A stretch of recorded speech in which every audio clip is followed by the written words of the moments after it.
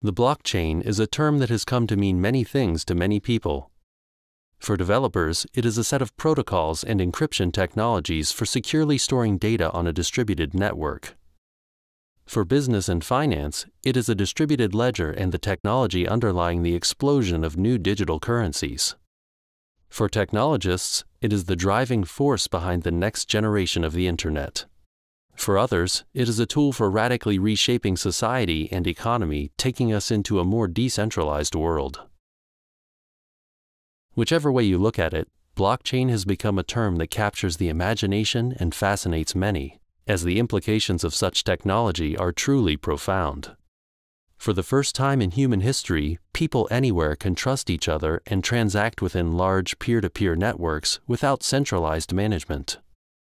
Trust is established not by centralized institutions, but by protocols, cryptography, and computer code. This greatly strengthens our capacity for collaboration and cooperation between organizations and individuals within peer networks, enabling us to potentially form global networks of collaboration without centralized formal institutions. Unprecedented, but hugely relevant in an age of globalization and a new set of 21st century challenges that require mass collaboration. The blockchain is a complex technological, economic, and social phenomenon. It calls into question what might have seemed to be established parameters of the modern world like currency, economics, trust, value, and exchange. To make sense of this, one needs to understand it in a holistic context all the way from its technicalities to its aspirational potential.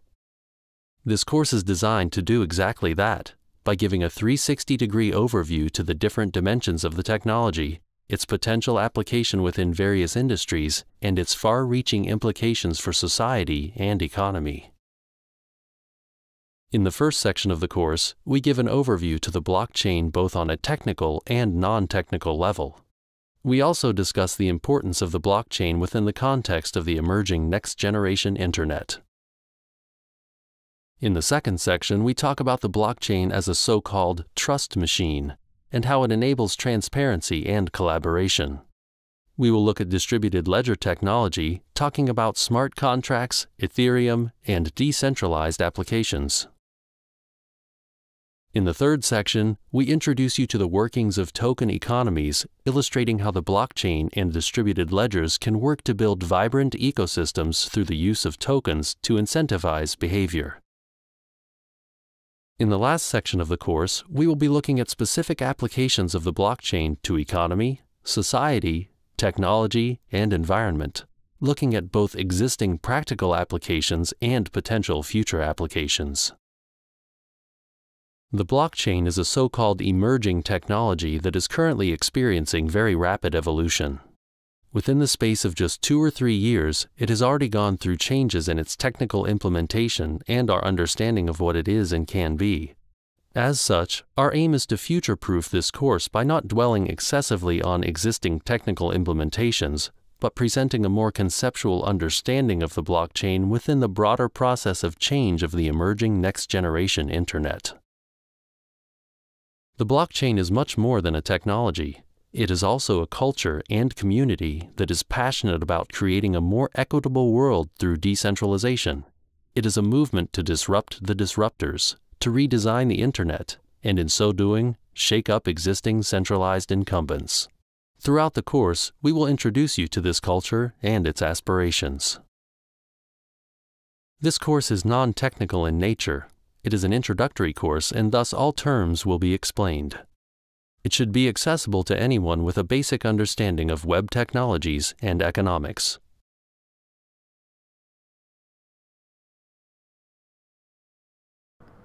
In this video, we're going to give a high-level overview looking at the primary dimensions of this technology that we call the blockchain. We'll first talk about the underlying technology, then the distributed ledgers that this technology supports, then the token economies that can be built on top of that ledger system. We'll only touch upon these topics here to get an overview before going into them in more detail in future videos.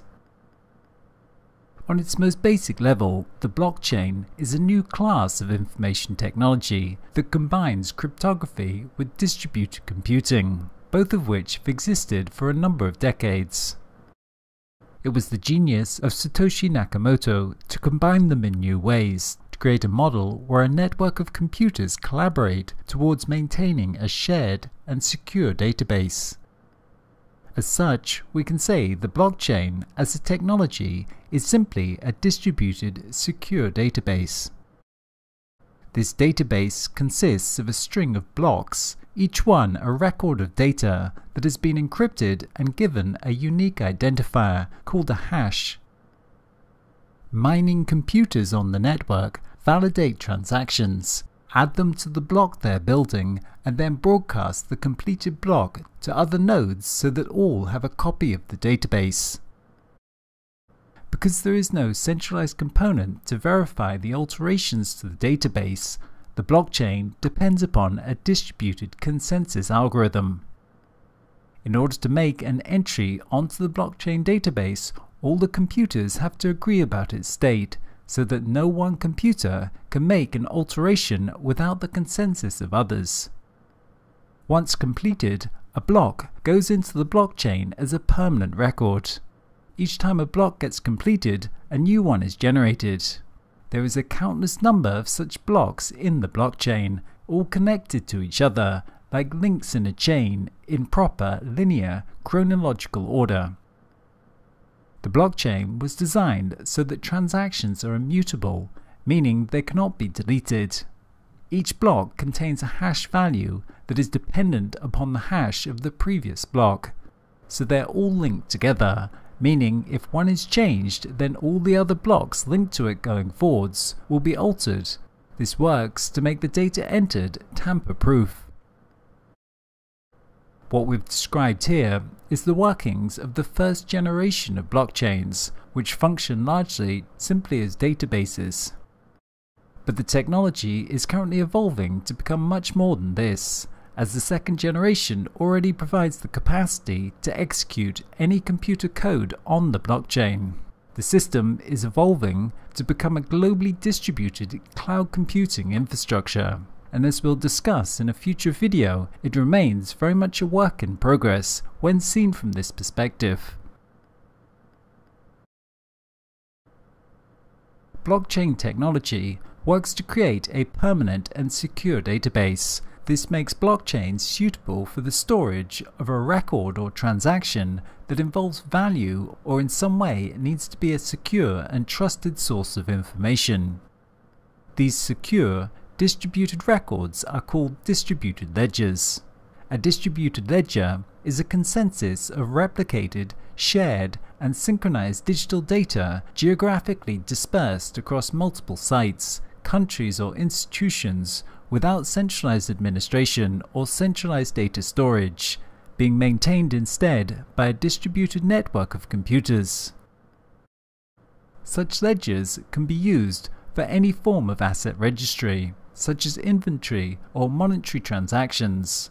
This might include the recording of hard assets such as physical property, cars, homes, etc., or intangible assets such as currencies, patents, votes, identity, healthcare data, or any other form of valuable information. This distributed ledger technology enables us to replace a multiplicity of private databases within each organization with one shared database that is trusted and accessible by all parties involved. In this respect, the blockchain enables trust between parties that may otherwise not trust each other. The results greatly strengthen our capacity for collaboration between organizations or between individuals peer-to-peer, without dependency on third-party centralized institutions. Likewise, they result in transparency and many other efficiencies. This is of major significance, as we currently have many centralized organizations that may be internally optimized, but the inter-organizational space in between them is really inefficient, with huge amounts of border friction, redundancy, arbitrage, and resources wasted on competition. By enabling trusted inter-organizational networks, These ledgers enable the formation of organization and collaboration where previously there was none, such as across whole supply chains, or for different healthcare providers to collaborate around the patient's needs, or for different transport providers to collaborate in delivering an integrated logistics network. Likewise, second-generation blockchains offer the possibility to automate the workings of these networks through what we call smart contracts. Smart contracts are computer code that is stored inside a blockchain, which encode contractual agreements. These smart contracts are self-executing contracts, with the terms of the agreement or operation directly written into lines of code, which are stored and executed on the blockchain. Like normal computer programs, these containers hold algorithms that take an input of data and, depending on the value of the input, trigger certain events. For example, this might be a financial contract that takes as the input the amount of money in a person's account. If it is above a certain level, then it increases the interest rate that they earn on their deposit. Such smart contracts can be used for automating many basic operations on the network, once again working to remove the need for intermediary third-party institutions, as smart contracts can be trusted, are tamper-proof and execute automatically. Much of the current discussion surrounding blockchain remains at the level of the technology and the possibilities of distributed ledgers, as a shared, trusted database enabling the collaboration between organizations, with the resulting disintermediation of centralized institutions and market exchanges. However, its implications go far beyond this, as the blockchain concept is more than just a database or ledger. It is a new organizing paradigm for the discovery, validation, and transfer of all discrete units of value and the development of distributed organizations via token market systems. A token is a quantified unit of value that is recorded on the blockchain. This value may be of any kind. It may be likes on social media, it might be a currency, it might be the integrity of an ecosystem, or it might be an electrical unit. Token networks consist of a network of independent nodes that act autonomously, but through incentive structures and the signaling system of the market, self-organized to create emergent coordination and thus a distributed management system. For example, we might create a clean air token, where anyone who provides a service that contributes to the maintenance and provision of clean air can earn tokens, for example by planting a tree, while those who pollute, by say operating a combustion engine, have to pay in air tokens. Thus, instead of having a centralized authority and a Clean Air Act, we have a token market that works to create signals that align people's incentives with maintaining and growing the underlying resource. Likewise, this same model could be applied to the management of technology infrastructure. As an example, we could think of traffic control. We currently have traffic control systems in cities whose operations are monitored by centralized control centers. But in a world of autonomous vehicles and the blockchain, cars could signal to each other, peer-to-peer, bidding tokens to see which gets priority. In such a way, the system has dynamically allocated resources and self-organized via distributed token networks. In short, blockchain is not just an information technology, but also an institutional technology, in that it enables us to design incentive structures in the form of token economies, and in such a way convert centralized organizations into distributed markets via token economics. This is where things start to get quite complex, as we move into the realm of designing economies and incentive systems for coordinating human activity in a decentralized fashion, something that could potentially enable the coordination of human activity at a much larger scale than has been possible before. The great design innovation of the blockchain is really its capacity to coordinate a network of autonomous nodes towards maintaining a shared infrastructure, and this is done not just through innovations in information technology, but also through the design of incentive systems, which has traditionally been the domain of economics. Through adding a layer of trust and value exchange to the internet, the blockchain merges our newly developed information networks with the institutional structures that sit on top of them. In so doing, it greatly strengthens the capacity of those networks as a new mode for organizing society and economy. By merging economics and technology, it enables us to redesign institutional structures and ultimately reconceptualize how we organize virtually every aspect of society, economy, and even technology infrastructure, based on networks of autonomous nodes that are incentivized to collaborate. Of course, it does not do this alone. Such claims can only be realized in combination with other technologies and broader processes of change. As such, the blockchain has to be understood in the context of a broader set of technological transformations taking place with the current evolution of the internet. Most notably, much of what the blockchain promises will only be possible given parallel developments in the Internet of Things, datafication and advanced analytics, all of which are combining to form the next generation of internet, of which the blockchain will be a critical infrastructure. In this video, we're going to talk about the basics of the blockchain as a technology. On its most basic level, the blockchain can be understood as a new kind of database, at least this was its original design. What's different about this database is that it's distributed. Digital databases have been around for a while now, but until recently they've been designed to centralize information on one computer or within one organization. The blockchain, though, uses a distributed network of computers to maintain a shared database. The blockchain is then a set of protocols and encryption methods that enable a network of computers to work together in securely recording data within a shared open database.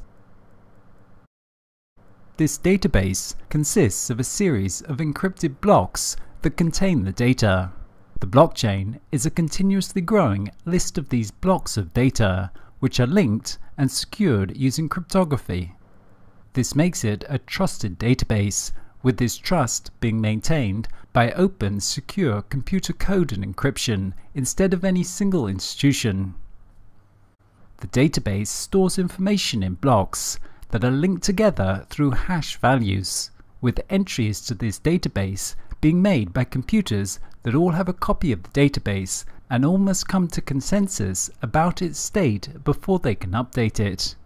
So these are three central concepts to understanding the system's workings: that of blocks and hashing, mining and proof of work, and distributed consensus. We'll go over each of these separately. In terms of its structure, a blockchain may be considered as a series of blocks of data that are securely chained together. New blocks are formed as participants create new data or wish to update existing data. These blocks are encrypted and given a hash value that represents a unique identifier of the data within that block. This hashing works by a standard algorithm being run over the block's data to compress it into a code, which is called the hash, which is unique to that document. No matter how large the file or what information is contained, it is compressed into a 64-character secure hash. This hash value can be recalculated from the underlying file, confirming that the original contents have not changed, but the reverse is not possible. Given just the hash value, you cannot recreate the block's data contained within it, which is encrypted. All blocks of data which are formed after the first block are securely chained to the previous one. This means that the hash value of the next block in the chain is dependent upon the previous one.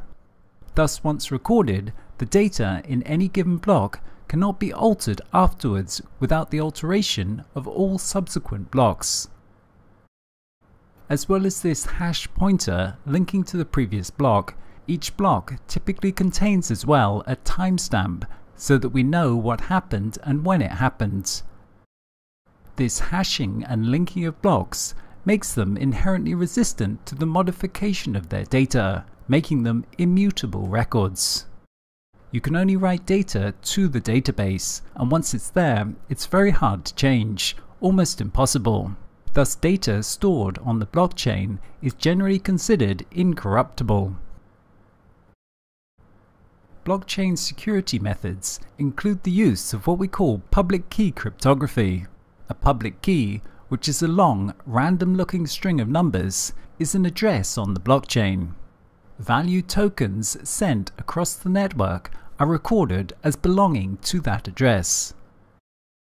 A private key is like a password that gives its owner access to their digital assets or the means to otherwise interact with the corresponding data. A public key is associated with the private key so that anyone can make an encrypted transaction to the public key address, but that encrypted message can only be deciphered with the private key that corresponds to that public key. In such a way, effective security only requires keeping the private key private. The public key can be openly distributed without compromising security. For example, on the Bitcoin blockchain, to receive funds from another person, you use a piece of software called a wallet, which creates a public key that you give to someone else for them to send bitcoins to that address. With your corresponding private key, you can then access that address with those bitcoins on it. The blockchain is a distributed system. This means there is no centralized organization to maintain and verify the entries on the database. This database is instead maintained by a large number of computers that are incentivized to provide computing resources by earning some form of tokens in exchange. But these computer nodes in the network themselves cannot be trusted individually. Thus, it is required that the system provide a mechanism for creating consensus between scattered or distributed parties that do not need to trust each other, but just need to trust the mechanism by which their consensus has been arrived at. Any computer that is connected to the blockchain network and using a client can perform the task of validating and relaying transactions. Each of these so-called miner computers gets a copy of the blockchain, which gets downloaded automatically upon joining the network. When new entries into the database are made, these changes are automatically broadcast across the network. Mining nodes validate transactions, add them to the block they're building, and then broadcast the state of the complete block to other nodes on the network. In order to randomize the processing of blocks across the nodes, and to avoid certain service abuses, blockchains use various time-stamping schemas, such as proof of work. Proof of work describes a system that requires a certain amount of resources or effort to complete an activity. Typically, this resource is computing time. As in the case of the Bitcoin blockchain, this is realized on some form of challenge, such that no one actor on the network is able to solve this challenge consistently more than everyone else on the network.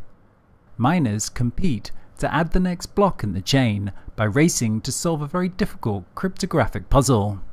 The first to solve the puzzle wins the lottery. As a reward for his or her efforts, the miner receives a small amount of newly minted bitcoins and a small transaction fee. A consensus algorithm, like Bitcoin's proof of work, functions to ensure that the next block in the blockchain is the one and only version of the truth, and it keeps powerful adversaries from derailing the system. Blockchains are trying to create a secure, trusted, shared database, and they do this through encryption and hashing, proof of work, and network consensus. The hashing and linking of blocks makes it difficult to go back and change a previous block once it's entered, but this alone would not be suffice to ensure that the data is truly tamper-proof. So then the proof of work system intentionally makes it computationally more difficult to alter the database, thus making it extremely difficult to alter all the blocks. On top of this, it places a distributed consensus mechanism, so that even if someone did manage to do this, their record would not match that of others, and thus would not be accepted as a valid record. So to successfully tamper with a blockchain, you would need to alter all the blocks on the chain, redo the proof of work for each block, and take control of more than 50% of the peer-to-peer network. Only then would your altered block become accepted by everyone else. On a blockchain of almost any size, this would be almost impossible to do. Indeed, the Bitcoin blockchain is very good proof of this, given that it now secures hundreds of billions of dollars using this method, without the network having yet been compromised. At the end of the day, what this technology enables is a database that is secure with automatic trust that is enabled by open source code and encryption. The data is tamper-proof. Once information is put into the database, it cannot be altered afterwards. It is a shared database, as many people across the network have a copy which is continuously being updated so that all have a single source of truth. Likewise, it is transparent, meaning that everyone can see all of the transactions and alterations made to the database if needed. Data quality and the resilience of the network is maintained by massive database replication across many different nodes on the network. No centralized official copy exists, and no user is trusted more than any other. Having started out life as simply a mechanism to enable Bitcoin, it has become increasingly recognized that this system is secure enough to work as a ledger for the recording and exchange of any value, what we now call a distributed ledger.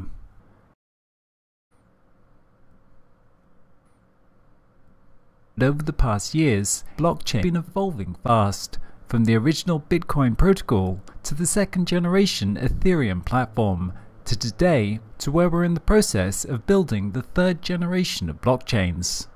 In this evolution, we can see how the technology is evolving from its original form as essentially just a database, to becoming a fully fledged, globally distributed cloud computer. In this video, we're going to trace the past, present, and future of blockchain technology. The first blockchain was conceptualized in 2008 by an anonymous person or group known as Satoshi Nakamoto.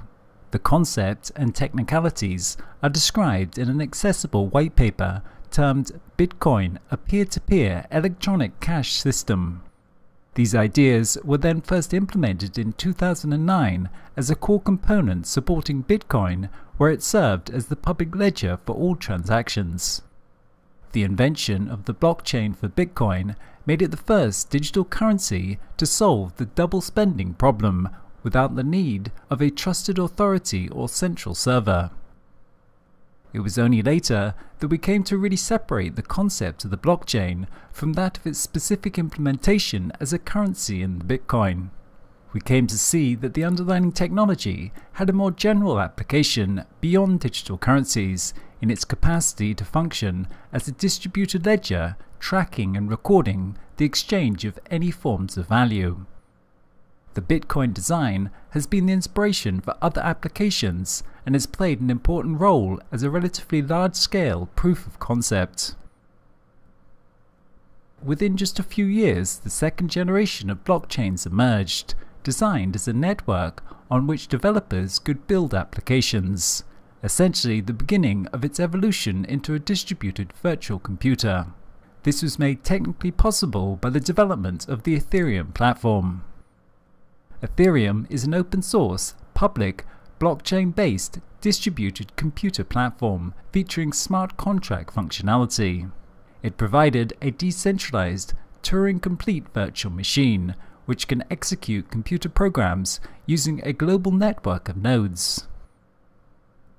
Ethereum was initially described in a white paper by Vitalik Buterin in late 2013 with the goal of building distributed applications. The system went live almost 2 years later and has been very successful, attracting a large and dedicated community of developers, supporters, and enterprises. The important contribution of Ethereum as the second generation of blockchains is that it worked to extend the capacity of the technology from primarily being a database supporting Bitcoin to becoming more of a general platform for running decentralized applications and smart contracts, both of which we'll discuss in coming videos.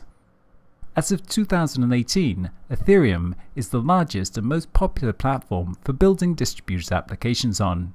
Many different types of applications have been built on it, from social networks to identity systems to prediction markets and many types of financial applications.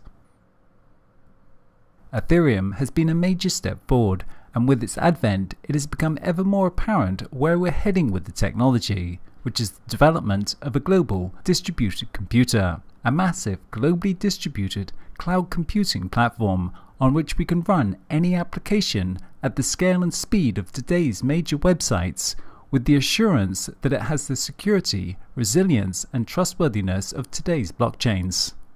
However, the existing solutions that we have are like extremely inefficient computers. The existing blockchain infrastructure is like a really bad computer that is not able to do much except proof of concepts. Getting to the next level remains still a huge challenge that involves some original and difficult computer science, game theory and mathematical challenges. Scalability remains at the heart of the current stage in the journey that we're on, and this is what the third generation of blockchain technologies are trying to solve. The mining required to support the Bitcoin network currently consumes more energy than many small nations, being equal to that of Denmark and costing over $1.5 billion a year in electricity. A lot of this is being fueled by cheap but dirty coal energy in China, where almost 60% of the mining is currently being done. This high energy consumption is simply not scalable to mass adoption. Ethereum and Bitcoin use a combination of technical tricks and incentives to ensure that they accurately record who owns what without a centralized authority. The problem is, it's difficult to preserve this balance whilst also growing the number of users. Currently, blockchain requires global consensus on the order and outcome of all transfers. In Ethereum, all smart contracts are stored publicly on every node of the blockchain, which has its trade-offs. The downside is that performance issues arise in that every node is calculating all the smart contracts in real time, which results in low speeds. This is clearly a cumbersome task, especially since the total number of transactions is increasing approximately every 10 to 12 seconds with each new block added. The volume of transactions is likewise an existing constraint. With cryptocurrency, speed is measured by TPS, transaction per second.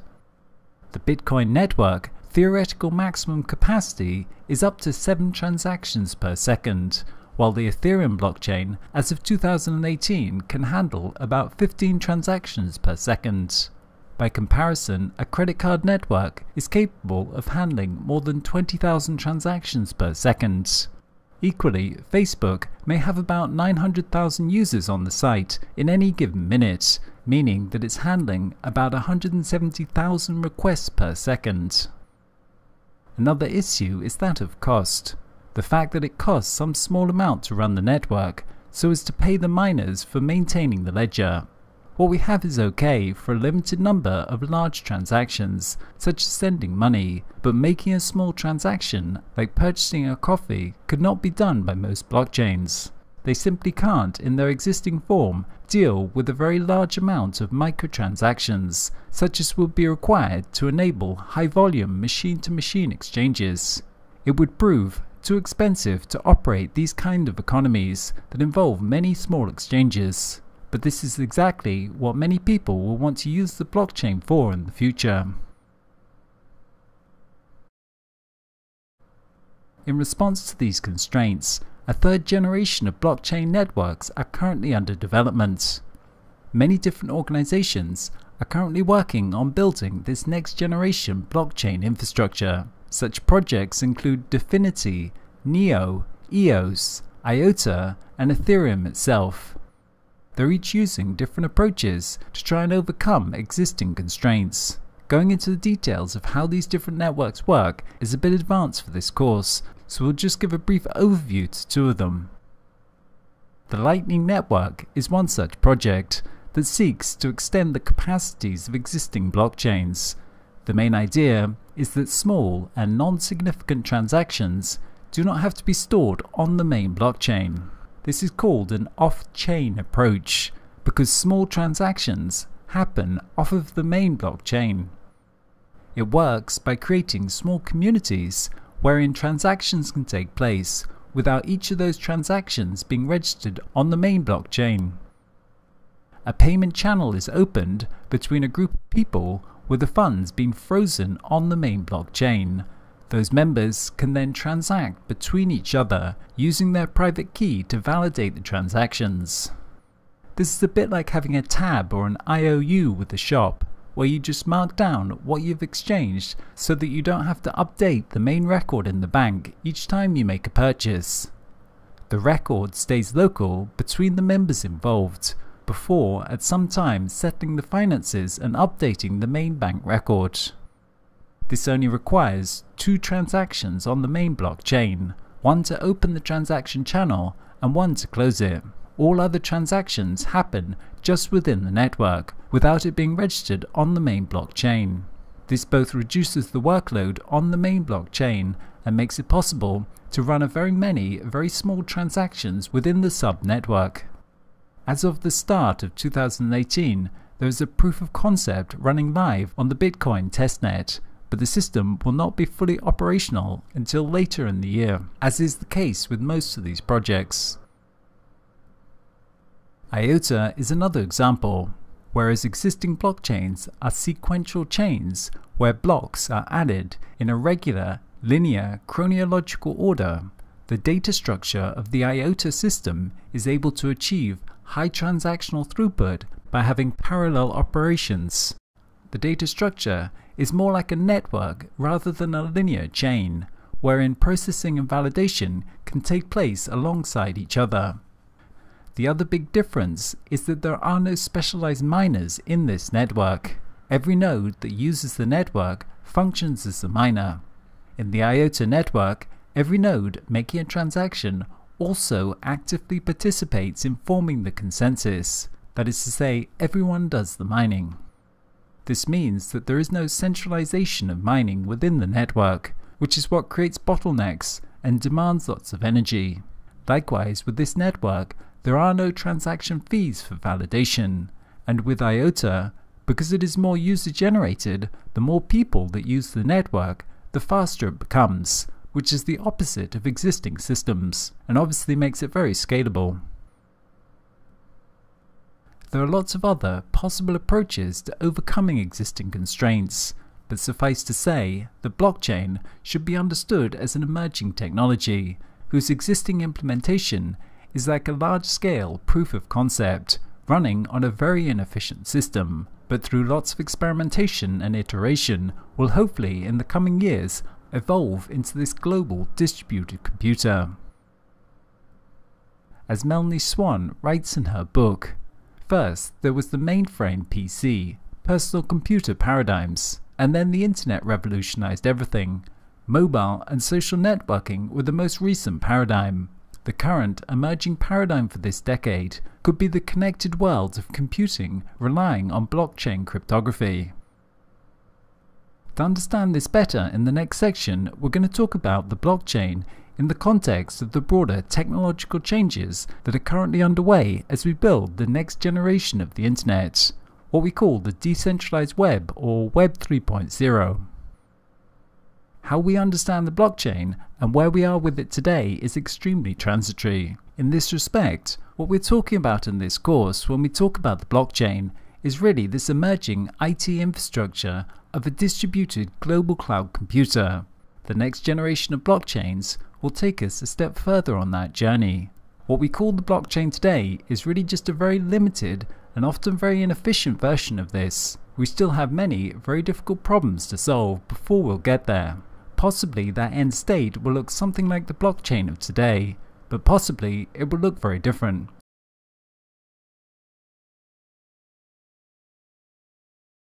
people will make big claims about the potential of the blockchain to revolutionize the foundations of social and economic organization. But the blockchain can only have such potential as part of a broader ecosystem of technologies that are emerging as the next generation of the Internet, what may be called Web 3.0 or the decentralized web. Today, powerful technological changes are coalescing to take us into a new technology paradigm. These include the rise of advanced analytics coupled with datafication and the Internet of Things. The blockchain will have to work synergistically with these if its true capacities are to be realized. But to understand this next generation web, we need to understand a bit about the history of the Internet. Going back to the early 90s, Web 1.0 was the first generation of the World Wide Web. It was based primarily on the technology of HTTP, which worked to link documents on different computers and make them accessible over the Internet. HTML was then used to display these documents so that any connected computer with a browser could access and read a web page. This first iteration of the web was all about information, as it enabled us to exchange information much more efficiently, and hence it got the name Information Superhighway. Even though it was a revolution in information exchange, content creators were few, with the vast majority of users simply acting as consumers of content. It was really very static and lacked interactivity. Whereas in the Web 1.0 era, people were limited to passive viewing of content. With Web 2.0, websites allowed users to interact, collaborate, and become the creators of content. With Web 2, people could not only read from the web, but also write to it, and thus it got the nickname the read-write web. By the early 2000s, new server-side scripting technologies such as PHP enabled developers to easily build applications where people could write information to a database, with that information then being dynamically updated every time they refresh the page. Almost all of the websites that dominate the web today are based on this server-side scripting technology. It gave us social networking, blogging, video sharing, eBay, YouTube, Facebook, and all the other large platforms that most people spend most of their internet time using. The idea of Web 3.0 has been around for a while, but it's only very recently, with the development of the blockchain, that it has actually started to become something real. Web 2.0 has evolved to become highly centralized around very large platforms running out of ever larger data centers, creating many issues surrounding security, privacy, control, and concentration of power in the hands of large enterprises. It's only today that these issues are starting to enter into mainstream discourse. Web 3 is set to disrupt this whole technology paradigm, as the critical change that is coming about is that we're decentralizing the web. The blockchain provides the protocols and cryptography for a globally distributed network of computers to collaborate on maintaining a public, secure database. And with a virtual machine like Ethereum, we can run code on this, creating a new set of distributed applications. These new technologies of the blockchain, IPFS, and the distributed web enable us to reconfigure the internet into a distributed global computer, so that we're no longer dependent upon the web platforms and data centers of Web 2.0 to run the internet, but now can build and run applications on this shared global computing infrastructure.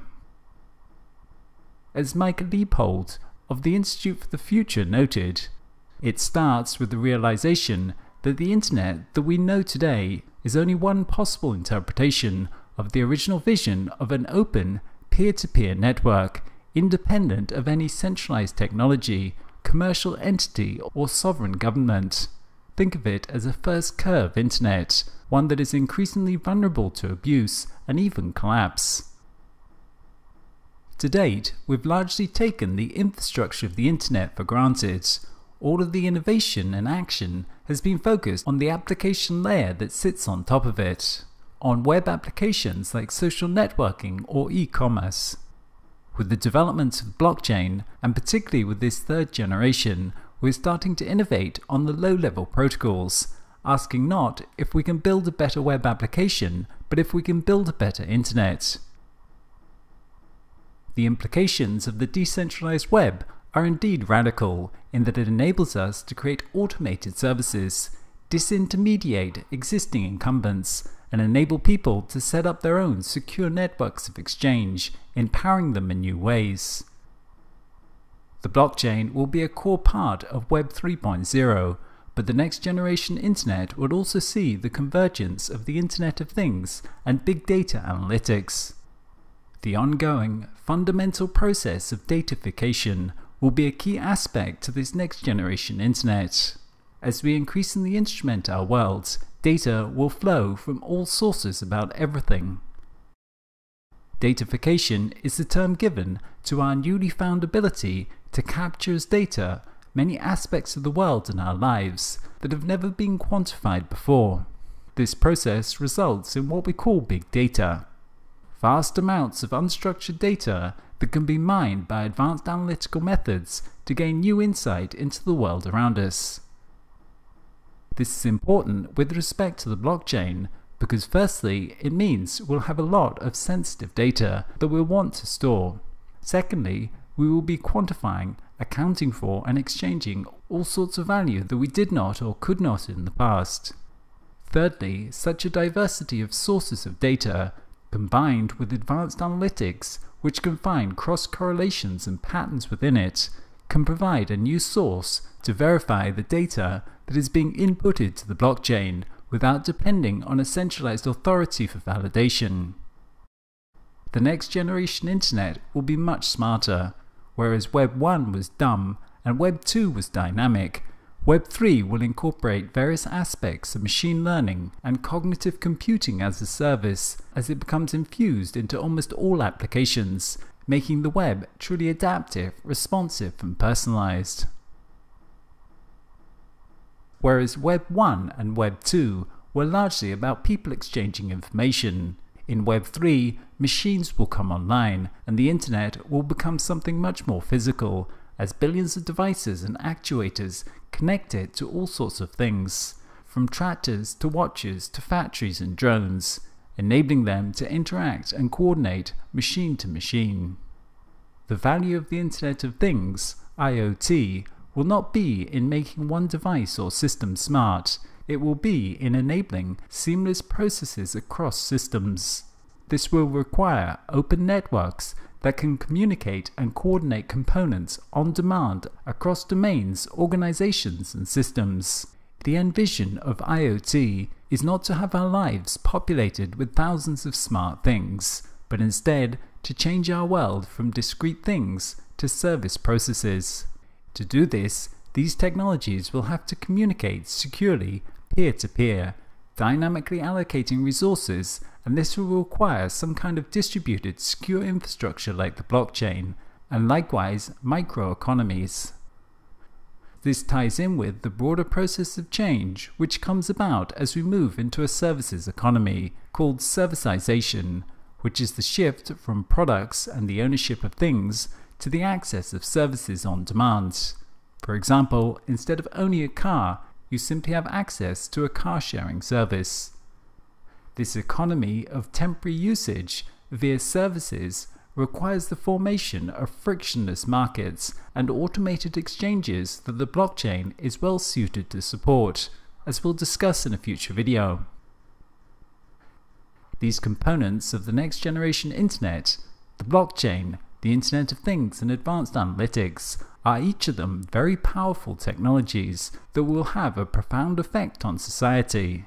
They will take us much further into this new world of the information age, as power shifts in a radical way from people in hierarchical institutions to automated networks and the algorithms that coordinate them. In the coming decades, more and more of our systems of organization will move to the internet, and it will become vastly more complex than today. In Web 1 and Web 2, we developed the internet from small to large through a client-server architecture that worked to centralize the web around large data centers. But the internet, after datafication and all these IoT devices have come online, will not be large. It will be more like infinite. You can get from small to large by centralizing, but you get from large to infinity through distributing. And that's what the blockchain can do for this next generation internet. Technologies are just tools that enable us to do things. The interesting part of the blockchain is really what it enables in terms of new forms of distributed organization. As one commentator noted, the blockchain is an institutional technology, not an information technology. There's an enormous difference between the two. Institutional revolutions are things that don't happen very often. Blockchain technology enables new forms of networked, distributed organizations, something that runs very much contrary to our existing organizational paradigm, and that's what makes it somewhat difficult for us to understand. The organizational model of the industrial age that we inherit today was one of centralization in order to achieve economies of scale through mass production, thus reducing unit cost and providing for a mass society. The technologies of the industrial age selectively favored centralization of production within closed, hierarchical organizations. Manufacturing is in centralized factories. Transport systems are centralized around transport hubs. Education within schools and universities. Entertainment centralized within mass media organizations. And governance centralized within state-run organizations, and so on. The information revolution is in the process of taking us into a new world of distributed networks as the organizational paradigm of the information age. The combination of telecommunications networks and computerized coordination enables us to replace centralized management within closed hierarchies with open networks. As the underlying technology matures, we're able to convert more and more systems that were previously closed and centralized and have them managed through automated networks, and the blockchain is just one more stage in this process. We saw this with the rise of the online platforms like eBay, Uber, or Alibaba, social networks, blogging, etc., that built massive networks of users exchanging goods and services. But these platforms were still dependent upon the centralized organization to manage the shared database, for the computing infrastructure, for the algorithms, for financial transactions, and to enable trust and authentication in the network. The decentralized web takes these platforms a step further by offering a shared, open and secure database that can be trusted by all parties, and a set of protocols for the secure exchange of value between organizations and individuals peer-to-peer. The web platforms are open networks. This means they do not just optimize within a given organization, but can enable coordination across whole industries. Indeed, this is why and how they're quickly supplanting the closed organizations. What centralized organizations enabled was trust, cooperation and coordination within organizations. But what the blockchain enables is trust, coordination and cooperation between organizations and between individuals. If we look at how our society and economy is currently organized, we'll see many closed organizations that are internally optimized. But when we look at the interorganizational space, it's extremely inefficient along many dimensions. If we look at the way businesses coordinate along a supply chain, or the way nation-states interoperate in the global political system, we will see there is huge redundancy and friction caused by discontinuities. A classical example of this is the border system between nation-states and the bureaucratic procedures for obtaining a visa for moving from one nation to another, which creates a massive amount of friction at the interorganizational space. And it's because those organizations don't have an effective interorganizational infrastructure for collaboration and coordination. This greatly reduces the overall effectiveness of these systems and the delivered outcome for the end user. When we look internal to these organizations, they look like efficient, well-oiled machines. But when we look between them, the whole space is very inefficient. The whole space is very ineffective at delivering overall outcomes. And this is part of the significance of the blockchain, because it provides a shared, trusted database between organizations. It has the potential to switch the dynamics within economy and society from competition between closed centralized organizations to collaboration between organizations, and greatly strengthen working capacities across organizational boundaries. The results of this would be much more efficient overall societal and economic outcomes. Indeed, we can note that achieving coordination across organizations could result in quantum leaps in delivering outcomes and our capacity to tackle major global challenges of today, such as environmental degradation, where weak existing inter-organizational institutional infrastructure has gained little traction. In this respect, the blockchain has the potential to give us not just incremental improvements, but an order of magnitude greater capacities within society through collaboration within whole ecosystems. It is precisely this coordination across organizations, industries, nations and people that is required to provide the resources needed to tackle some of today's most complex challenges. And it's precisely this that is significantly absent within existing institutional structures. Because of the centralizing forces prevalent within the industrial age, we live in societies that are operated by many different closed organizations, many different companies all producing cars and competing for market share, many different governments that all focus on the interests of their citizens over those of others, many different healthcare providers, transport providers, etc. The result of this is, though, a huge amount of inefficiency and redundancy when taken as a whole, many different companies all recreating the wheel within their own organizations and expending huge amounts of time and energy on trying to get ahead of their peers. We assume that this is the normal state of operations, that it's just human nature in some way. But in fact, it's really just a function of the institutional structures we have built over the past centuries. As game theory will tell us, people respond to the incentives and the socio-economic forces acting on them. In the absence of cooperative structures, competition is often the optimal strategy for individuals and organizations. But once there is the institutional structures to enable trust and coordination between members, cooperation can become a much more viable strategy for the agents involved. Because the blockchain enables this shared and trusted database that doesn't belong to any single organization, it makes it greatly more possible and viable for organizations to collaborate on a single solution or single source and achieve much better results for each organization and the economy as a whole.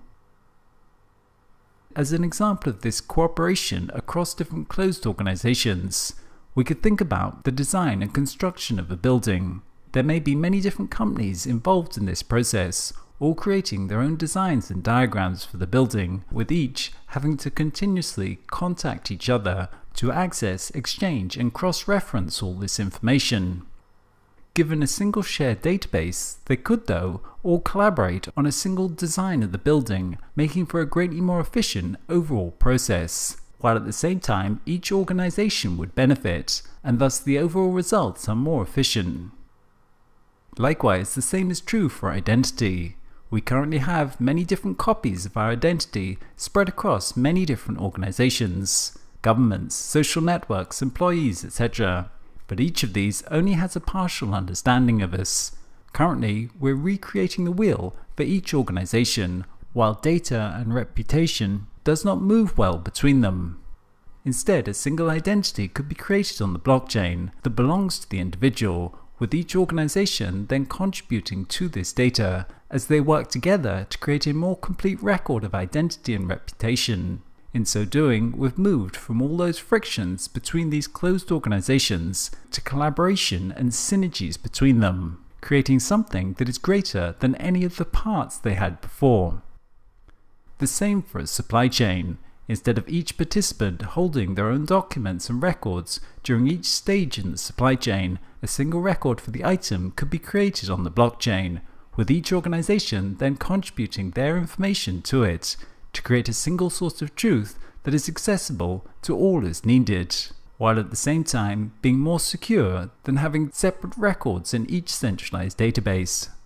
The end result of this new institutional technology is a much greater capacity for inter-organizational collaboration and powerful ecosystems that are greater than the sum of their parts. Given that all our current systems of organization that are centralized could be decentralized in this fashion using blockchain technology, we can see how it really could enable a reorganization of society and economy. Organizations within society rarely operate in isolation. They function as parts of ecosystems, and the value for society is not created by any one, but instead by the flow of value across the ecosystem. It's not Apple that delivers our iPhones, it's a massive global supply chain of hundreds of different organizations collaborating. Whereas our previous institutional structures optimize for individual organizations, the blockchain optimizes for the value within the whole ecosystem, and thus potentially much greater value for society as a whole. The information revolution is changing the world from disconnected to connected. The genie of hyperconnectivity is out of the bottle, and connectivity along virtually all dimensions is proliferating daily. As a consequence, our systems of organization will change from being based around fixed structures and boundaries to being coordinated via connections. Instead of the control of components through fixed hierarchical structures, organization will emerge out of the interaction and the exchange of value along those interactions. Enabling that will require a massive build-out of secure, frictionless information networks, this global cloud computer of the blockchain. To understand better how this shared database that enables inter-organizational collaboration works, we'll talk about distributed ledger technology. As we've been talking about, the blockchain is like another layer to the internet that enables secure, trusted records and transactions between people who may not otherwise trust each other. The trust is in the technology, computer code and mathematics, rather than people and centralized institutions.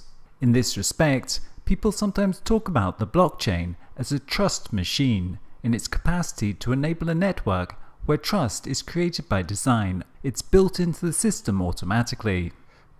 Because the blockchain creates a trusted database, it can function as a record of value storage and exchange. These records of value and transactions may be called ledgers. Since ancient times, ledgers have formed the backbone to our economies, to record contracts and payments for the buying and selling of goods or the exchange of assets like property. These ledgers started out as records in stone, clay tablets and papyrus, and later paper as they evolved into the ledger books supporting modern accounting. These ledgers enabled the formation of currencies, trade, lending, and the evolution of banking. Over the last couple of decades, though, these records have moved into the digital realm, as whole rooms of people working to maintain accounts have been replaced by digital computers, which have made possible the complex global economic system we live in. Today, this record-keeping system is once again being revolutionized, as these ledgers are shifting to a global network of computers, which is cryptographically secured, fast and decentralized, what we call distributed ledger or distributed ledger technology, DLT for short. A distributed ledger can be described as a ledger of any transactions or records supported by a decentralized network from across different locations and people, eliminating the need of a centralized authority. All the information on the ledger is securely and accurately stored using cryptography and can be accessed using keys and cryptographic signatures. Any changes or additions made to the ledger are reflected and copied to all participants in a matter of seconds or minutes. The participants at each node of the network can access the recordings shared across the network and can own an identical copy of it. At the same time, these networks make constantly available for examination a full audit trail of information history, which can be traced back to the moment when a piece of information was created and every participant in the network can get simultaneous access to a common view of the information. These ledgers can be used for the recording, tracking, monitoring, and transacting of all forms of assets. All asset registries, inventories, and exchanges, including every area of economics, finance, and currencies. Physical assets such as cars and houses, and intangible assets such as votes, ideas, health data, reputation, etc. In this case, the blockchain can serve as a public record repository for whole societies, including the registration of all documents, events, identity, and assets. In this system, all property could become smart property. This is the notion of encoding every asset to the blockchain with a unique identifier such that the asset can be tracked, controlled, and exchanged on the blockchain. For example, distributed ledgers could be used to replace or supplement all existing intellectual property management systems, as they can register the exact content of any digital asset, such as a file, image, health record, or code, to the ledger and give it a unique identifier in the form of the hash values that we discussed earlier. There are two main classes of distributed ledger: public ledgers and permission ledgers. The former type is maintained by public nodes and is accessible to anyone. Bitcoin is a well-known example of a public blockchain where anyone can read the chain, anyone can make legitimate changes, and anyone can write a new block into the chain. Ripple is an example of a permission blockchain where the creators of the network determine who may act as transaction validators on that network. Distributed ledger platforms in each category have their own unique features. Some are designed for specific types of application, and others for more general use. For instance, in the Corda DLT platform, which is a consortium of more than 70 of the world's largest financial institutions, the sharing of individual ledger data is limited to parties with a legitimate need to know, which is not the case for public platforms. DLT technology can have a powerful disintermediation effect, as data can be put directly onto the shared database by the nodes in the network. There is no longer need for a centralized organization to provide this service. A developer can create a DLT on a blockchain and use public-private key cryptography to give people secure storage space on that ledger, allowing people to own their own data, which creates a very different scenario to the world we live in today. Currently, centralized organizations like Google and Facebook suck up all of the little bits of data we leave behind us and use it to serve us customized advertisements from which they create their revenue. This results in a huge power imbalance within society, where centralized organizations, armed with teams of mathematicians and computer scientists, use mountains of data to influence people's behavior towards purchasing the products of their advertisers. Data that is a very valuable asset in an information society and of critical importance to tackling major societal challenges is being used against us in many ways, creating a stumbling block that societies are becoming increasingly aware of. In a world of distributed ledgers, people have their own little databases on the blockchain and can own their own data, giving it to organizations to use when and where needed, fundamentally reversing the current dynamic and truly empowering individuals. Your health records reside in your health ledger, and different healthcare providers can access and update that single record, but only with the permission of the end user, as the data remains theirs, and they choose who can have access to it. Likewise, when people own their own data on a distributed ledger, they can transact directly peer-to-peer, as is the case with Bitcoin. With the existing traditional system, when you pay for a ride in a taxi with a credit card, it looks like you're paying the driver directly, when in fact, what is happening is that a database record belonging to my bank is being debited and a database belonging to the bank of the company that the driver works for is being credited. In this respect, we can note that in our society, value and data do not really belong to individuals. all the time. They're being held behind the walls of some centralized organization, and we are dependent upon them to secure and validate it, creating huge power imbalances within society. In contrast, with the Bitcoin blockchain, the individual has a ledger record and a secure key with which they can access their record. When they send money, they send it directly to the other person's record. It simply gets debited from your record and added to theirs directly, peer-to-peer. No centralized organization holds that data. Distributed ledger technology can greatly improve transparency, reduce corruption, and improve security while reducing overhead costs of auditing, accounting, and legal issues.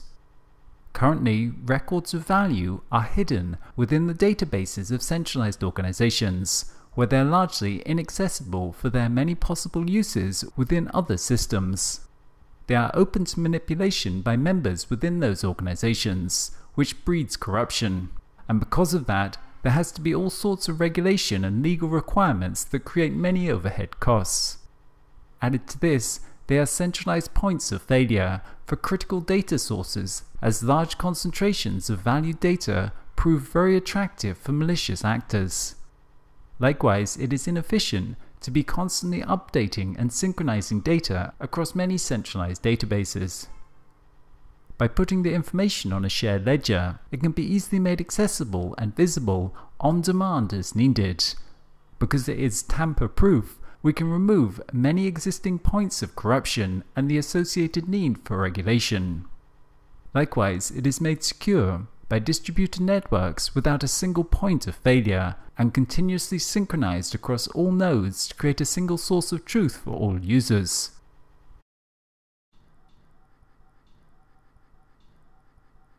One of the key technology innovations of second-generation blockchains has been the development of what are called smart contracts. Smart contracts are computer code that are stored inside of a blockchain, which encode contractual agreements. Smart contracts are self-executing, with the terms of the agreement or operation directly written into lines of code, stored and executed on the blockchain computer.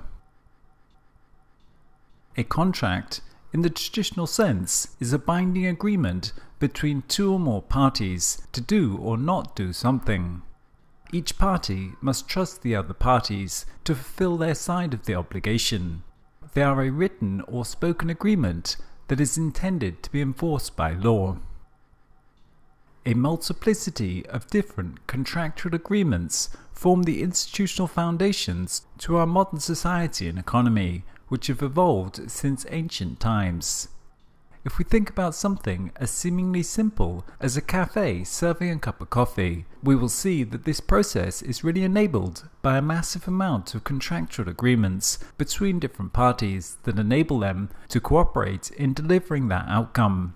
Contracts between employees and employer of the coffee shop, contracts that provide workers with health coverage, contracts that insure the coffee shop, contracts between suppliers along the supply chain, contracts between property owner and tenant, etc.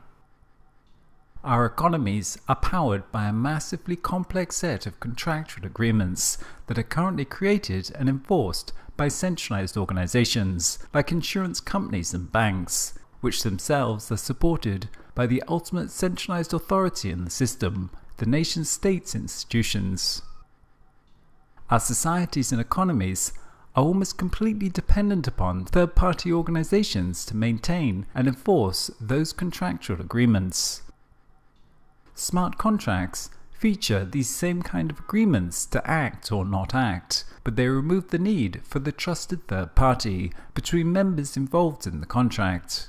This is because a smart contract is both defined by the computer code and executed or enforced by the code itself, automatically without discretion. As such, blockchains and smart contract technology can remove the reliance on centralized systems and enable people to create their own contractual agreements that can be automatically enforced and executed by the computer code. These smart contracts are decentralized in that they do not subsist on a single centralized server, but are distributed and self-executing across a network of nodes. This means that untrusted parties can transact with each other in a much more fluid fashion without depending upon third parties to initiate and maintain the rules of the transaction. Likewise, smart contracts enable autonomy between members, meaning that after it is launched and running, a contract and its initiating agents need not be in further contact. One illustration of this concept is a vending machine. Unlike a person, a vending machine operates algorithmically. You provide the source input of money and product selection, which the machine takes as input and simply executes on a rule automatically to produce the pre-specified output. The same instruction set will be followed every time in every case. When you deposit money and make a selection, the item is released. There is no possibility of the machine not wanting to or not feeling like complying with the contract, or only partially complying, as long as it's functional. As another example, we can think about a situation where 4 people pool their money to make a joint investment that will return interest to them. A smart contract could be programmed on the blockchain to take any interest that is created, divide it into 4, and send each amount to the corresponding wallets of the different stakeholders. A smart contract is then really just an account on the blockchain that is controlled by code instead of by a user. Because it's on the blockchain, it is immutable. That means the code cannot be changed, and thus all participants in this investment can be assured that they will get their fair share automatically. The code dictates how the process will take place, and no individual has the power to change it. No individual, no organization, no government can censor, alter, or manipulate the contract. In this respect, it's often said that code is law, in the sense that the code will execute no matter what. Of course, computer code has been for a while now acting as the law. For example, as services have gone online, we're increasingly faced with web forms that strictly control what inputs are allowed. If you want to buy an item on iTunes USA, then you'll have to have a credit card with a US address. The system will also enforce this by not letting you complete the purchase with an incorrect address. As another example, a logistics company could use smart contracts to execute code that says, if I receive cash on delivery at this location, then trigger a supplier request to stock a new item, since the existing item was just delivered. A combination of smart contracts with blockchain encoded property gives us the idea of smart property. Smart property is simply property whose ownership is controlled via blockchain encoded contractual agreements. For example, a pre-established smart contract could automatically transfer the ownership of a vehicle title from the holding company to the individual owner when all the loan installments have been cleared. The key idea of smart property is controlling ownership and access to an asset by having it registered as a digital asset on the ledger and connecting that to a smart contract. In some cases, physical world, hard assets could quite literally be controlled via the blockchain. One example of such an IoT blockchain system is Slockit, a door lock that is connected to a smart contract on the blockchain, which controls when and who can open the lock. This enables anyone to rent, sell, or share their property without need of a middleman. With such innovations, parking spots can be subletted on demand. Airbnb accommodation could become fully automated. Or someone with 20 bikes in Bangladesh could rent them out. With smart contract locks, the bike could shut itself off if it is not being paid for, or if it's stolen, then there could be an automatic deposit system. Or likewise, if the person wanted, they could simply pay a certain price to purchase the bike at any time. Like all algorithms, smart contracts require input values and only act if certain predefined conditions are met. When a particular value is reached, the smart contract changes its state and executes the programmatically predefined algorithms, automatically triggering an event on the blockchain. Thus, the workings of the overall contract can only be as good as the inputted data. If false data is inputted to the system, then false results will be outputted. Blockchains cannot access data outside of their network, and thus require some form of trusted data feed as input to the system, what may be called an oracle. An oracle is a data feed provided by an external service and designed for use in smart contracts on the blockchain. Oracles provide external data and trigger smart contract executions when predefined conditions are met. Such conditions could be any data like weather temperature, the quantity of items in stock, the completion of a successful payment, changes in the prices on the stock market, etc. An oracle, in the context of blockchains and smart contracts, is then an agent that finds and verifies real-world occurrences and provides this information to a blockchain to be used by smart contracts.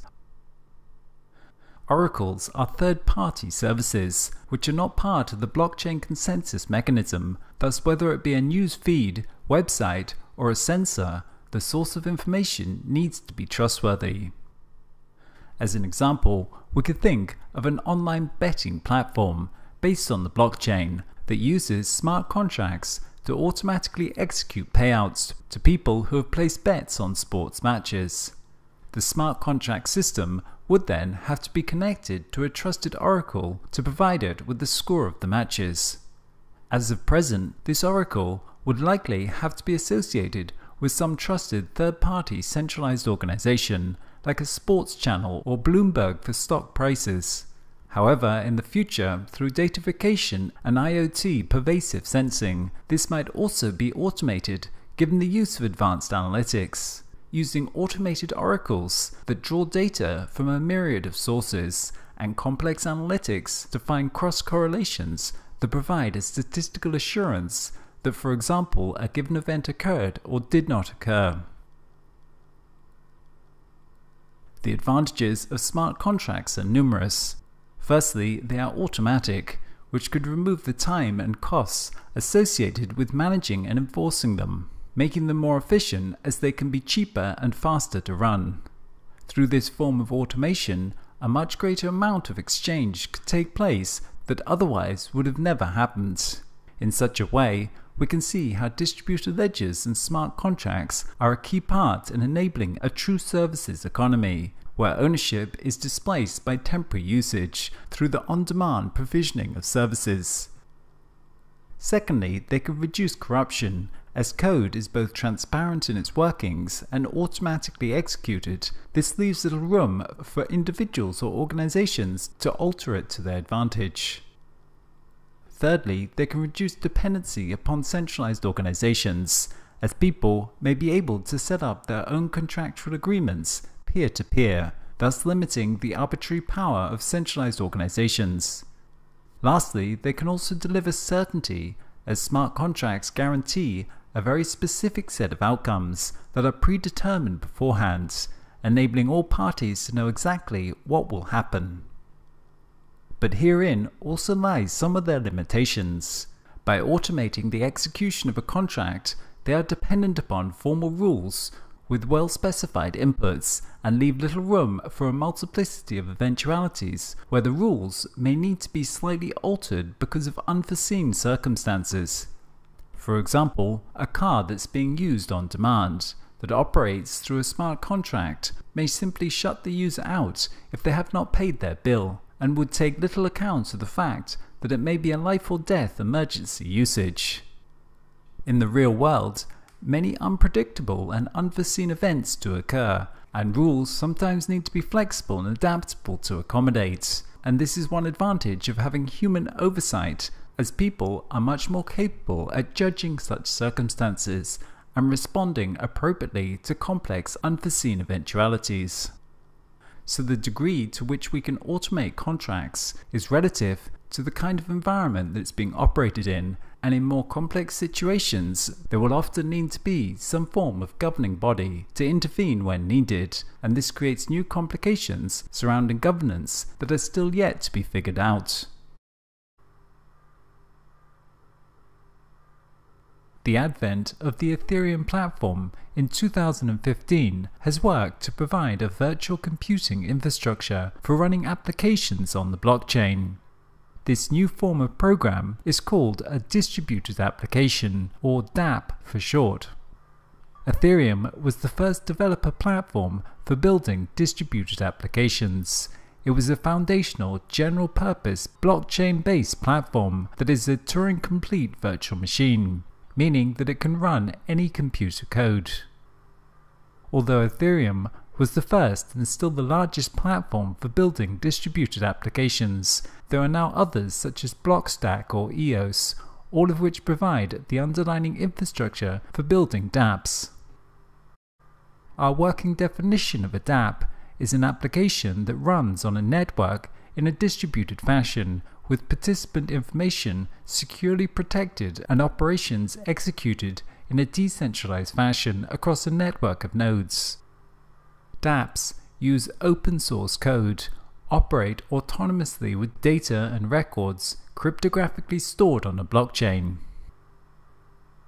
On a technical level, a dApp is very much similar to a normal web application, except unlike with a normal web app where the back-end code is running on a centralized server, a dApp has its code running on a distributed peer-to-peer network.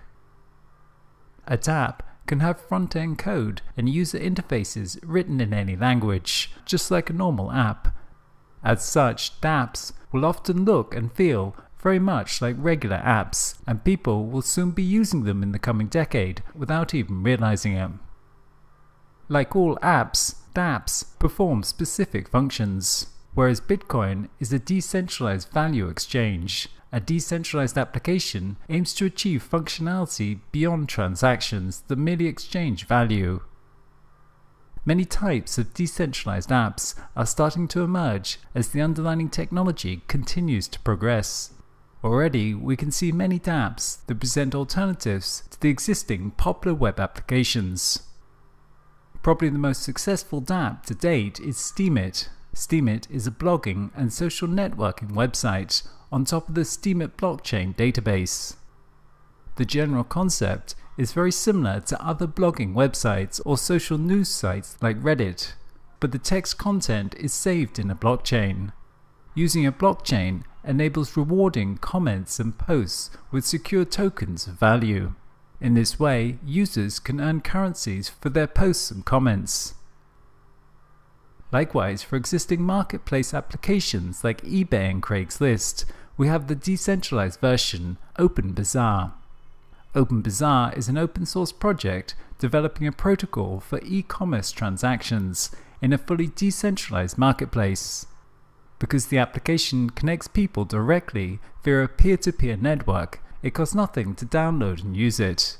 Unlike sites like eBay or Amazon, there are no fees to list items, and no fees when an item is sold. OpenBazaar is not a company like eBay, but an open source project. Each user contributes to the network equally and is in control of their own storage and private data. Another example is Storj, which is a decentralized cloud storage application similar to Dropbox. Storj is based on blockchain technology and peer-to-peer protocols to provide a secure, private, and efficient cloud storage system. The application incentivizes storage providers and connects them with those who require it. Each file saved on the application is shredded, encrypted, and spread across the network until you're ready to use it again. The keys to the database remain with the owners, meaning the data is not accessible by a centralized cloud provider. There are many other examples of dApps, but the general concept can be applied to any area that requires secure records and benefits from decentralization. These applications are automated, which means they can operate at very low or even zero cost. Because of this, dApps may be used to disrupt the existing platform economy, as whole platforms like Uber or Airbnb may eventually be converted into dApps that run automatically without the need for the centralized platform. The advantages of dApps is that they're fully automated, have superior fault tolerance and trustless execution. These decentralized apps potentially represent the next generation of computing. Because the blockchain is a secure system that enables a trusted network, it's often described as a value exchange protocol. In this respect, people often say that what the web did for the exchange of information, the blockchain will do for the exchange of value. Just as the web revolutionized the use and exchange of information within society, disrupting whole industries based upon the centralization of information, so too the blockchain is set to do the same for the recording and exchanging of all forms of quantifiable value. This idea of value lies at the heart of the blockchain. If there is no value involved in the process, then there is no need for trust and no need to use the blockchain. The vision of the Internet of Value is for any quantum of value to be exchanged as quickly and as fluidly as multimedia is today on the web. Although multimedia can move around the world almost instantaneously, a single payment from one country to another is slow, expensive and unreliable, often taking days and involving numerous intermediary third parties to validate and process transactions at a significant cost. Thus it is no accident that the first widespread use of the blockchain was for currencies, because it is the most immediate and obvious source of quantified value within society. However, to truly understand the revolutionary potential of this technology is to appreciate how value and its exchange influences and regulates almost all aspects of human affairs. As a consequence, the control of how value gets defined, measured and exchanged is a key source of power and control within society and has been since the origins of civilization. Today, value of almost any kind is defined, quantified and regulated by centralized organizations, whether this is a national government creating their own currency, or one's role within a hierarchy defining one's economic status, or the branded clothing that we wear to signal to others our social status and value in society. However, the move into the network society shifts the locus of organization from closed institutions to individuals and networks. Blockchain technology is a key element enabling this process. By creating a shared ledger where people can own their own data, it also enables a shift in the locus of value within economy to the individual in networks. In a world of limited connectivity, limited transparency, and limited peer-to-peer trust, it was necessary to have third-party institutions to define, quantify, and authenticate sources of value within society and economy. But in a world of pervasive peer-to-peer connectivity, transparency, and trusted, low-cost, automated networks, value can be defined through a negotiation between peers within distributed networks. The rise of digital currencies are but one such example of this.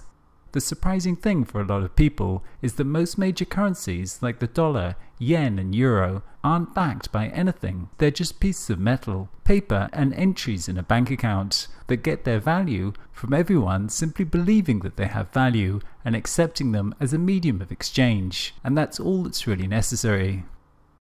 Currencies and money work a little bit like languages. They are subject to network effects to give them value. The more people who agree to and understand a language, the more valuable that specific language has as a form of communications. Dollars, renminbi, euros and bitcoins have no intrinsic value. They're all social protocols, and they merely represent a way of supporting the value flows between individuals. In the past, because of low levels of trusted peer connectivity, we required centralized institutions like governments and banks to get these value exchange networks started, to support them, regulate them, and maintain them, and this gave those organizations a lot of power. This is a critical aspect that the internet and the blockchain are changing. The blockchain enables us to create trusted and automated peer networks of exchange, which greatly strengthens the capacities of people to negotiate and define value via direct peer-to-peer exchanges. people can now set up their own currencies with the value of the currency depending simply on what others are willing to pay for it via an automated peer-to-peer network exchange. But the Internet of Value is more than just currencies, because value is of course a much broader concept than just pure economic utility. In talking about the Internet of Value, it's important to recognize that on a societal level, we're moving into a post-industrial services economy. The traditional conception of what society values is being revisited as a new set of societal and environmental factors re-enter the equation.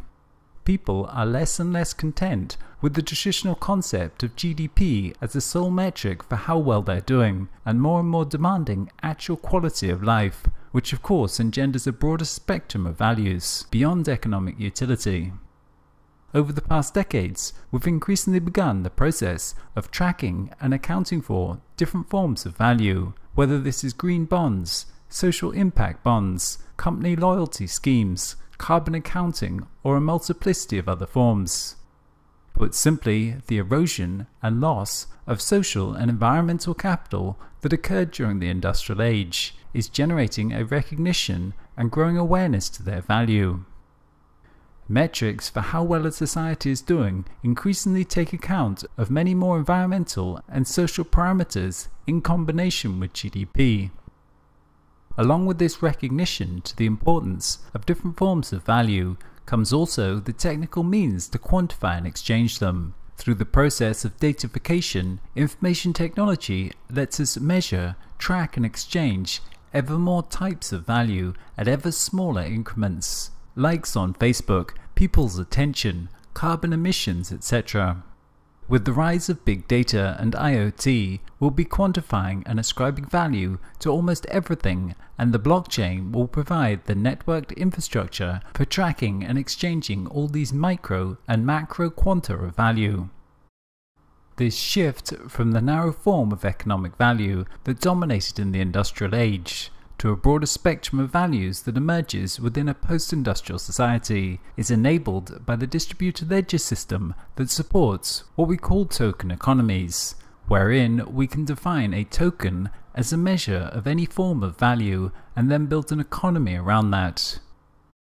Token economies and the Internet of Value build upon the current expansion of digital markets brought about by the rise of the platform economy. Over the past decades, with Web 2.0, we've begun the process of expanding markets to more and more spheres of life that were previously organized via centralized coordination. After only 10 years or so of this process, the biggest accommodation service in the world is no longer a centralized organization like the Hilton, it's now an online market. The same is true for the taxi industry, the same is true for commerce. With 10 million merchants and 440 million active users, the Alibaba network is now reported as the largest retailer in the world, after just 19 years of existence. Markets are complex. They typically require the aggregation of large amounts of information and peer-to-peer interactions. Without the technology, it is much more viable to achieve coordination via a centralized hierarchical model. But as we come to quantify and account for more and more areas of life, blockchain-based networks will expand the capacities of plug-and-play markets to all spheres of activity: social, economic, technological, and environmental. The Internet of Value will function as the infrastructure to the emergence of the services economy, which is currently taking place within post-industrial economies. The move into a services economy results in the conversion of industrial-age products into services, whereas the product-based economic paradigm was about the production and consumption of more products as measured by GDP. A services economy is about value delivered. A service is an exchange of value. You don't get the product, you just get its function and the value that it delivers. As such, all spheres of economy become redefined away from the static conception of units of products towards the more fluid exchange of value. You don't buy a lift to put in your office building, you get it as a service, paying only for the functional value it delivers.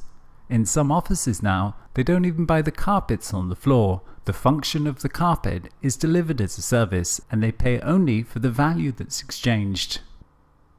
The blockchain is a key infrastructure enabling this services economy, as it requires a very fluid, dynamic and automatic tracking and exchange of value.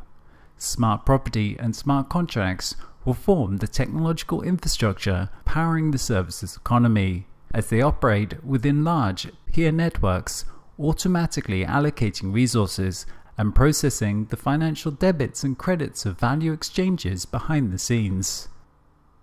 This huge shift in our economy lets us reconceptualize every industry to really question what is the actual value that it delivers, and then reconstruct it by building token markets around that value, where anyone can participate in the delivery of the service. With Web 2.0 and the platform economy, we extended the capacities of markets so that many more people could participate, as exemplified by Uber, enabling anyone to operate as a driver. However, these markets were centralized around the platform operators, and they were dependent on traditional currency systems and the financial system for processing transactions. In Web 3.0, blockchain applications will function as distributed, automatic, plug-and-play markets, where extremely small increments of value can be exchanged directly peer-to-peer with very high levels of fluidity. When this is coupled with IoT and data analytics, we'll be able to track the real value that things deliver, which will help us to make the much needed move from our product-based economies to an outcomes economy that better reflects the underlying value being created and exchanged.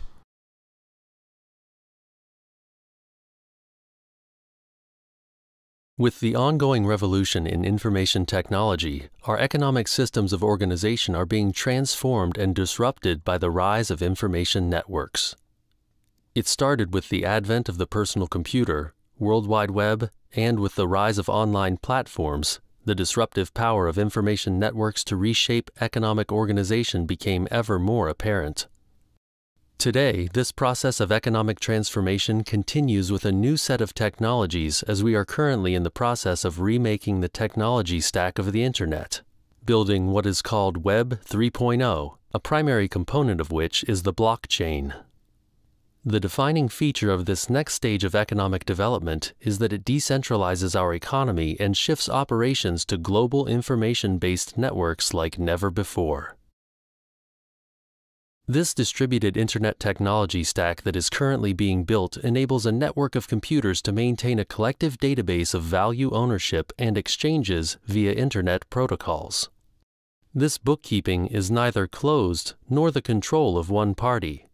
Rather, it is public and available in one digital ledger which is distributed across the network. The most mature example of this is what we call the blockchain. In the blockchain, all transactions are logged, including information on the date, time, participants, and amount of every single transaction. On the basis of sophisticated mathematical principles, the transactions are verified by the so-called miners who run the computing infrastructure required to maintain the ledgers. The technology of Web 3.0 enables a new form of decentralized economy, as it removes the dependency on a centralized authority for managing the network, instead replacing it with a distributed consensus model managed by many. This shared, securely encrypted database enables trustless peer-to-peer interactions via new Internet protocols. People can begin to set up their own networks for coordination and direct exchanges of value peer-to-peer, and it enables the rules of these transactions to be automated in new ways. At the heart of this system is the distributed ledger, which records the exchanges of value. These distributed ledgers can account for and validate the exchange of any form of value. It may be a currency, it may be property, it may be a kilowatt-hour of energy, the usage of a parking spot, the number of followers a person has on social media. These distributed ledgers provide the infrastructure for building token economies. A token is simply a quantified unit of value. Tokens are both generic and fungible. It is generic in that it can be used to define any form of value, and it is fungible, meaning it is exchangeable between different specific forms of value. Traditional monetary currencies are not fully fungible, as there are many circumstances when one cannot exchange a monetary currency for other forms of value. For example, likes on social media may have a certain value, but typically cannot be directly exchanged for monetary currencies. A token differs from our traditional monetary currency in that it is more generic. Our existing currencies define a particular type of monetary value, what we call utility, which is based upon the economic logic of the industrial economy, while tokens, because they are more generic, can define a broader set of values, social capital, natural capital, or cultural capital. For example, natural capital is the integrity of an ecosystem that enables it to function and provide ecosystems services to people. In our traditional economic model, we only quantify and account for the services that the ecosystem delivers, such as food, water, materials, etc. However, we do not account for the integrity of the ecosystem that enables it to function. The generic nature of the token means it can be used to account for values such as this natural capital. The capacity to differentiate between different forms of value is made possible by the programmability of token units. Because tokens are digital, they are also programmable, which enables one to specify certain rules for that token and have those rules executed when it is exchanged, thus enabling certain constraints or possibilities in its usage. One can specify that a certain token is only spendable under certain terms, or specify how it can be converted. For example, one could program the token so that it cannot be exchanged for diamonds that are mined in a particular location of the world known for its use of slave labor. In this way, the token is not just a unit of utility, but also expresses social values. Likewise, one could create a healthcare allowance in dollars or euros that could be programmed on the blockchain so that it can only be used to pay for healthcare at certified parties. Automating these measures leads to a considerable decrease in bureaucracy. This programmable token system works to shift our economies from a single value model to a multi-value model. They create many different types of value and economies, but still retain the possibility for exchange between them. The distributed web is the convergence of the economic market system with information technology that enables us to convert traditional organizations into distributed markets based on tokens. Tokens define whatever is of value within that organization, and the market system is used as a distributed coordination mechanism for managing and growing that resource. By creating an expanded definition of value and converting closed organizations into open markets, this means that we can vastly expand the scope and capacities of the economy. The provisioning of services within the economy no longer becomes dependent upon a limited number of centralized organizations acting for profit, but instead, anyone can now provide the service via these open protocols. This means we can harness the resources of the many in a distributed fashion instead of being dependent upon a few. Likewise, the token economy can harness the motives of individuals not just for financial rewards, but for a multiplicity of values. To illustrate how this works, let's think about the service of cloud data storage. Currently, this is provided by a limited number of enterprises like Amazon and Microsoft. These centralized organizations have huge data centers, but still, those data centers are only a very small fraction of the storage capacity in the world. Most of the storage is in the personal computing devices of end users, and most of that is not being used. Filecoin is one organization that works to create a distributed token economy for this storage. Filecoin is a decentralized storage network that turns cloud storage into an algorithmic market. The market runs on a blockchain with a native protocol token, also called Filecoin, which miners earn by providing storage to clients. Conversely, clients spend Filecoins hiring miners to store or distribute data. The sum of all these computers that are coordinated through an automatic market system on the blockchain can provide a much larger, more resilient system than the centralized model while reducing redundancy and inefficiencies in the overall system. It also pushes the provision of the service out to the location where it is demanded, as people are connecting peer-to-peer locally instead of going to the centralized server that may be on the other side of the planet. Tokens such as Filecoins can be exchanged for other currencies, or members can hold on to their tokens whose value may appreciate as the networks grow over time. This illustrates a very interesting aspect to tokens. Anyone who uses the system is also an investor in the system. Thus, tokens merge investment capital and liquid exchange capital in new ways. In the traditional capitalist model, we have a divide between owners of capital and workers, a divide between a more fixed investment capital and liquid exchange currencies. The shares in a company are not the same thing as what people get paid with for working in that enterprise and use for everyday exchanges in the market. This creates the notorious divide within the industrial economy described by Karl Marx, between the capitalists that make money off their investments and the workers that have to stay selling their labor for money without ownership. Tokens represent both the inherent value of the community, which is its capital investment, and they are also units of exchange within that ecosystem. The founders of the project issue a number of tokens at inception and sell those. For someone to use the system, they have to buy the tokens. In so doing, they become part investors in the project, but they also use those same tokens to make exchanges within the market. Thus, the people creating the value in the ecosystem are also getting paid in tokens, meaning the workers that are creating the value through their work also have ownership within the organization. In the traditional utility-based exchange of cash, people have no ownership in the organization. They just try to make money, and this can create divides between the owners and the users. The token system works to better align the incentives of the individuals with the overall system because the value of the tokens they earn is also dependent upon the value of the whole. When you are working for a token network, you are both working for yourself and for the whole organization as the two become more aligned, unlike the traditional divide between capitalist and worker. The token system enables networks to overcome the chicken and egg problem.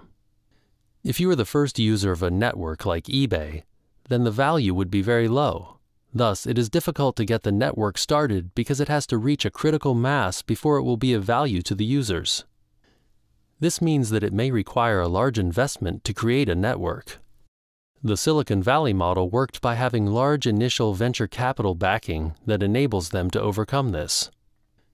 But it means that most networks don't get off the ground, and that once a network reaches scale and has value, it becomes dominant and very difficult to compete with, resulting in a lock-in effect and making it easy for large incumbent organizations to become extractive over time. It also means that those who founded the organization win big time. If the network takes off, it creates a winner-takes-all dynamic with most people losing because of the threshold. The token system extends the benefits of being an early adopter of a new network to all the users and thus helps to solve this issue. It does this by issuing tokens for anyone to purchase at the beginning of the project. As the project grows, the tokens come to have greater value for all of the holders. This also works to make the users of the network promoters of that organization because as it grows, the tokens that they hold become more valuable. It incentivizes people to join networks early so as to gain the benefits of the increase in their token value as it grows, which reduces the problem of thresholds. With this, technology companies no longer have to go to traditional capital markets through an initial public offering of shares in the company in exchange for money. But instead, they simply sell tokens directly on the internet to raise initial capital for the project in what is called an initial coin offering, or ICO.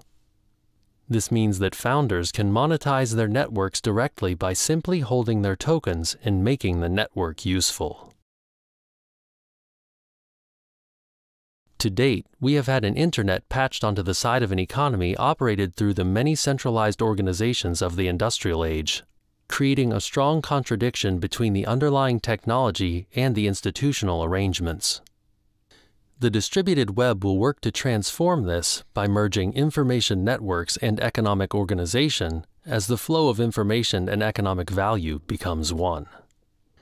This will greatly reduce our dependency on centralized organizations expanding markets as systems of organization. The global market economy will become available to the many through small distributed peer-to-peer interactions running through web protocols as the decentralized internet takes us a step further into the networked economy.